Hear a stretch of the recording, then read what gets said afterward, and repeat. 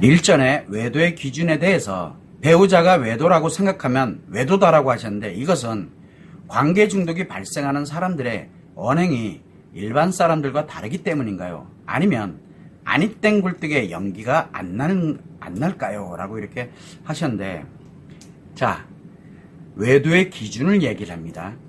저는 외도의 기준을 진짜 외도를 했느냐 안 했느냐가 중요하지 않아요. 배우자가 외도를 했다라고 내가 생각이 딱 배우자가 외도야, 의심을 확신을 갖고 있거나 또는 내가 발견을 했어, 그러면 외도 맞아요. 왜? 외상 트라우마 발생하거든요. 배우자가 외도를 안 했어, 안 했는데 내가 의심을 해, 외도 맞아요. 왜? 외상 트라우마 발생하기 때문에 그래요. 그래서 외상 트라우마에 의한 부정망상 장애, 그게 바로 의부증이고 의처증인 겁니다. 외상 트라우마 때문에 발생하는 거거든요. 그러면 외도예요. 그러면은 외도 의심을 받는 사람은 얼마나 억울하겠어요, 그죠? 그러나 배우자 입장, 외도다라고 생각하는 사람 입장에서는 외상 트라우마 때문에 그건 외도인 거예요.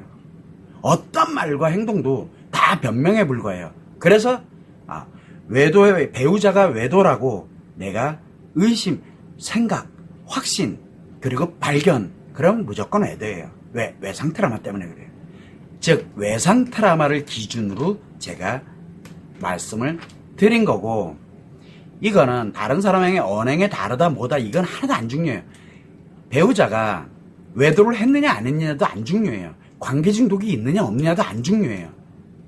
즉 외상 트라우마가 발생된 것을 기준으로 해서 외도라고 제가 말씀을 드린 겁니다. 그래서 이 외상 트라우마가 발생을 하게 되면 배우자가 외도를 했던 안 했던 관계없이 이미 외상 트라우마 발생한 사람에게는 외도가 발생한 겁니다.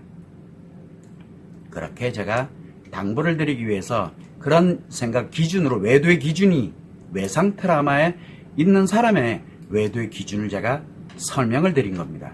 당연히 외도를 하는 사람들은 상간자가 있었느냐 없었느냐로 기준을 삼지만 외상 트라우마가 발생한 사람들은 외상 트라우마를 기준으로 외도를 판단하는 겁니다. 이 점을 참고로 하시면 좋을 것 같습니다. 일단은 아무튼 사람들은 이야기를 합니다. 저는 외상 트라우마가 발생했다라고 할 때 남편이 외도를 했느냐 안 했느냐는 건 전 중요하지가 않아요. 왜? 어차피 외상 트라우마가 발생한 사람들한테는 외도가 발생한 거거든요. 배우자가.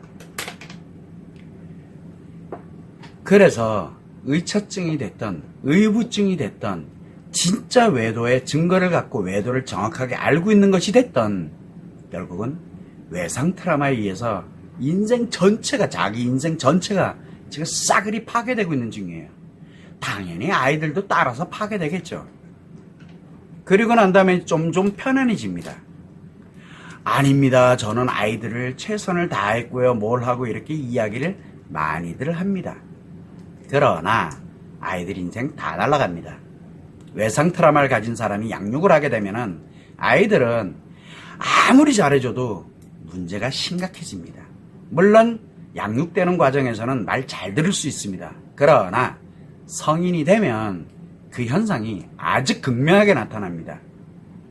이 점 꼭 유념하시고, 가장 중요한 건 배우자가 외도에 관련되는 게 의심되거나 또는 확신을 갖거나 또는 외도를 발견하게 되면 이유야를 막론하고 내 인생부터 보호하세요. 즉 치료하고 회복을 해놔야 내 인생을 안전하게 보호하게 되고, 그래야 내 아이들의 인생이 보호가 됩니다. 그래야 안전한 배우자와 안전한 아이들을 그 속으로 비록 잘못을 했어도 돌아갈 수 있는 기회가 즉 치료 기회가 생기는 겁니다. 가정을 싸그리 무너뜨려 버리면은 외도를 한 사람들은 돌아갈 곳이 없기 때문에 치료의 필요성조차도 못 느낀다. 즉 치료 기회가 완전히 상실돼 버립니다. 이 점을 꼭 유념하시면 좋을 것 같습니다.